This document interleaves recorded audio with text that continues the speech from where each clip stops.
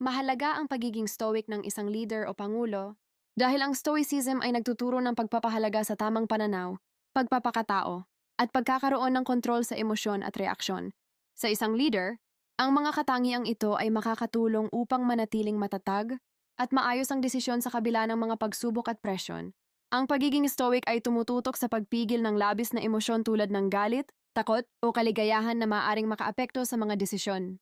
Sa mga panahon ng krisis, ang pagiging stoic ay makakatulong sa leader na manatiling mahinahon at magdesisyon ng tama. Tinuturuan ng stoicism ang pagtanggap ng mga bagay na hindi natin kayang kontrolin.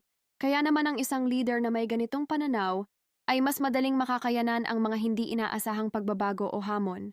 Ang Stoic philosophy ay nagpapalakas ng pagpapakumbaba at pag-iwas sa kayabangan. Ang isang leader na Stoic ay nagtataglay ng malasakit sa kanyang mga nasasakupan at hindi iniisip ang pansariling interes, kundi ang kapakanan ng nakararami.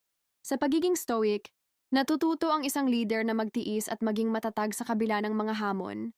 Ang kakayahang ito ay nagbibigay sa kanila ng lakas upang magsilbing magandang halimbawa sa kanilang nasasakupan na nagiging sanhi ng respeto at tiwala mula sa mga tao. Sa pangkalahatan, ang pagiging stoic ay isang mahalagang katangian para sa mga leader, lalo na sa isang pangulo, upang maging epektibo, makatarungan, at matatag sa pamumuno.